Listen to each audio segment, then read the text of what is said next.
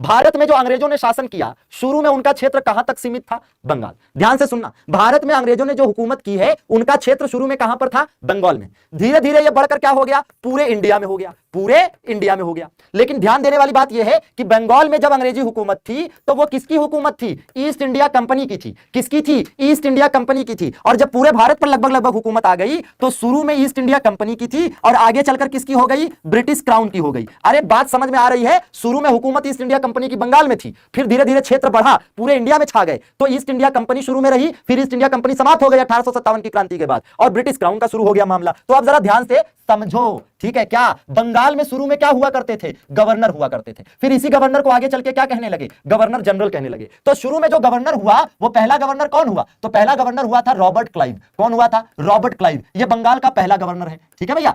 और अंतिम गवर्नर कौन हुआ? अंतिम गवर्नर हुआ वॉरेन हेस्टिंग। कौन हुआ? वॉरेन हेस्टिंग हुआ। अब ध्यान दीजिए कि जिस समय वॉरेन हेस्टिंग गवर्नर था उसी समय रेगुलेटिंग एक्ट आया। क्या आया? रेगुलेटिंग एक्ट आया 1773 में, ठीक है। और गवर्नर को क्या कहा जाने लगा? गवर्नर जनरल कहा जाने लगा। तो यही वॉरेन हेस्टिंग क्या हुआ? फर्स्ट गवर्नर जनरल भी हो गया।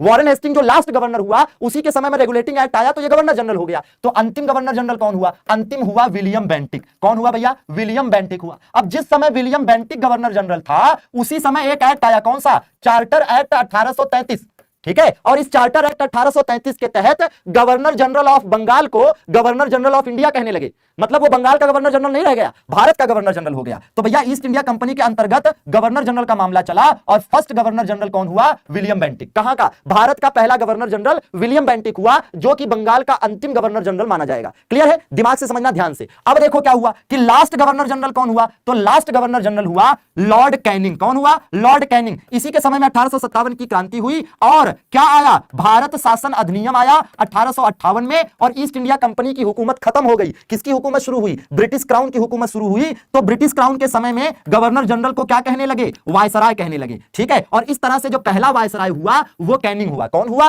कैनिंग हुआ, जो कि गवर्नर जनरल भी अंतिम है। भारत का अंतिम गवर्नर जनरल कैनिंग, लेकिन भारत का पहला वायसराय भी कैनिंग। किस कानून के तहत? भारत शासन अधिनियम, ठीक है। फिर लास्ट कौन हुआ? लास्ट हुआ माउंट बेटन। कौन हुआ भैया? माउंट बेटन हुआ, ठीक है। और फिर माउंट बेटन के समय में क्या हुआ? भारतीय स्वतंत्रता अधिनियम आया। क्या आया? भारतीय स्वतंत्रता अधिनियम 1947 आया और देश आजाद हो गया। तो बात खत्म हो गई। तो अब इंडिपेंडेंट इंडिया हो गया। क्या हो गया? इंडिपेंडेंट इंडिया हो गया। और इंडिपेंडेंट इंडिया में वायसराय को वापस क्या कहने लगे? गवर्नर जनरल कहने लगे। और इस तरह से जो पहला गवर्नर जनरल हुआ स्वतंत्र भारत का वो कौन हुआ? Mountbatten. और अंतिम गवर्नर जनरल कौन हुए स्वतंत्र भारत के? सी राजगोपालाचारी। सी राजगोपालाचारी। बात समझ में आई कुछ?